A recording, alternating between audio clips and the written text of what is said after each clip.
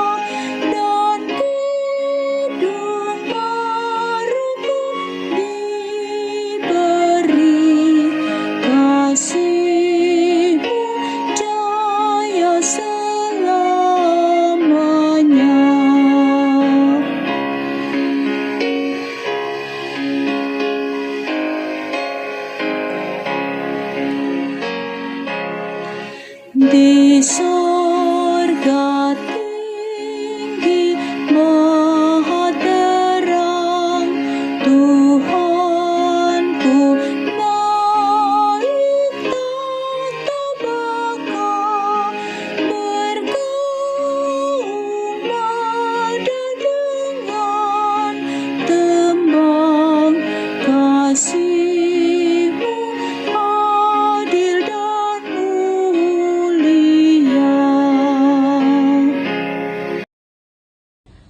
Saatnya kita membaca firman Tuhan. Untuk itu, mari kita berdoa. Ya Tuhan, curahkanlah Roh Kudus-Mu untuk mendiamkan semua suara dari pendengaran, pikiran, dan hati kami, agar kami sungguh-sungguh mendengar dari dan memahami firman-Mu, serta mau melakukannya sepanjang hidup kami. Amin. Firman Tuhan yang datang pagi hari ini diambil dari Pengkhotbah 5 ayat 1-7. Janganlah terburu-buru dengan mulutmu, dan janganlah hatimu lekas-lekas mengeluarkan perkataan di hadapan Allah, karena Allah ada di surga dan engkau di bumi. Oleh sebab itu, biarlah perkataanmu sedikit, karena sebagaimana mimpi disebabkan oleh banyak kesibukan, demikian pula percakapan bodoh disebabkan oleh banyak perkataan. Kalau engkau bernasar kepada Allah, janganlah menunda-nunda menepatinya, karena Ia tidak senang kepada orang-orang bodoh. Tepatilah nasarmu, lebih baik engkau tidak bernasar daripada bernasar tetapi tidak menepatinya. Janganlah mulutmu membawa engkau ke dalam dosa, dan janganlah berkata di hadapan utusan Allah bahwa engkau khilaf.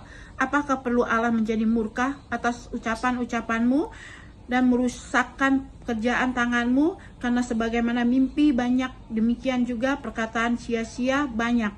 Tetapi takutlah akan Allah. Kalau engkau melihat dalam suatu daerah orang miskin ditindas dan hukum serta keadilan diperkosa, janganlah heran akan perkara itu. Karena pejabat tinggi yang satu mengawasi yang lain, begitu pula pejabat-pejabat yang lebih tinggi mengawasi mereka. Mari kita membaca renungan SBU ayat 6. Karena Allah ada di surga dan engkau ada di bumi. Sebelum lebih lanjut, pengkhotbah bertutur tentang hikmatnya. Ia mewanti-wanti soal bagaimana beribadah. Diingatkannya, janganlah orang-orang pergi beribadah di bait Allah seperti halnya kita ke gereja tanpa disadari rupanya ingin menyaksikan konser. Pilih tempat ibadah karena alat musik dan nyanyiannya menarik, serta bisa mendengar pengkhotbah yang sangat karismatik. Beribadah sekaligus juga ingin memperlihatkan dirinya. Pengkhotbah lalu ingatkan sesuatu yang penting, karena Allah di surga dan engkau di bumi.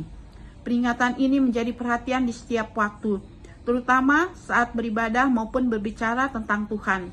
Kita tidak boleh menjadi orang yang sok tahu tentang Tuhan, sehingga lebih banyak kita yang bicara kepada Tuhan dan sebaliknya, tidak sempat untuk mendengar suara Tuhan.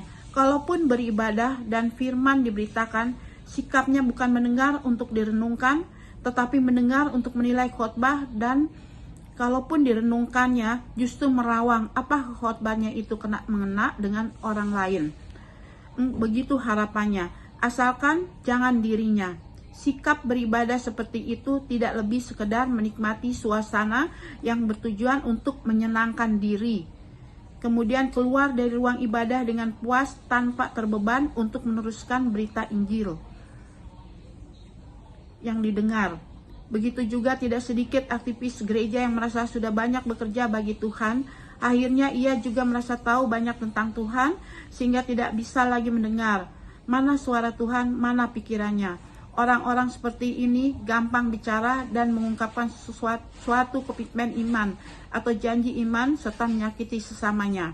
Saudaraku, sesungguhnya ibadah adalah sikap hidup yang mengucapkan bakti kepada Tuhan dengan gembira. Dalam bakti itu kita lakukan dengan gembira apa yang kita dengar dari Tuhan. Demikian renungan pada pagi hari ini.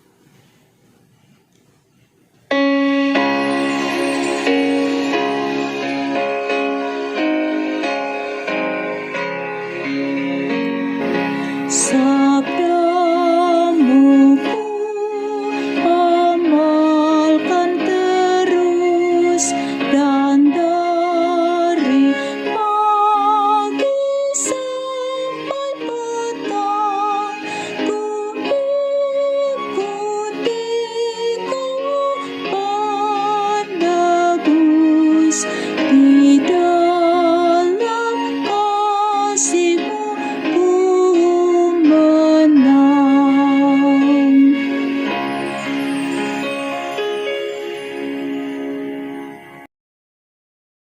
Dan kami akan menutup acara ini. Mari kita satu dalam doa. Bapa yang baik, kami datang menghadap-Mu dengan segala puji dan syukur dan berkat yang telah kami terima. Ya Bapa, terima kasih atas segala anugerah dan pimpinan-Mu, sehingga acara ini dapat berjalan dengan baik dari awal hingga akhir. Ya Tuhan, ya Bapa yang baik, di dalam doa ini kami ingin berdoa bagi saudara-saudara kami yang sakit di rumah maupun yang ada di rumah sakit. Ya Bapa, untuk itu kami mohon ulurkan tangan-Mu Bapa untuk menyembuhkan dan memulihkan. Ya Bapa, kami percaya bahwa setiap jamaah tangan-Mu pasti sanggup dipulihkan. Terima kasih Bapa untuk hari yang indah ini yang Engkau berikan bagi kami untuk dapat menikmati hidup ini. Dalam nama Tuhan Yesus kami berdoa dan berterima kasih dan mengucap syukur. Haleluya. Amin. Terima kasih untuk semuanya. Tuhan Yesus memberkati kita.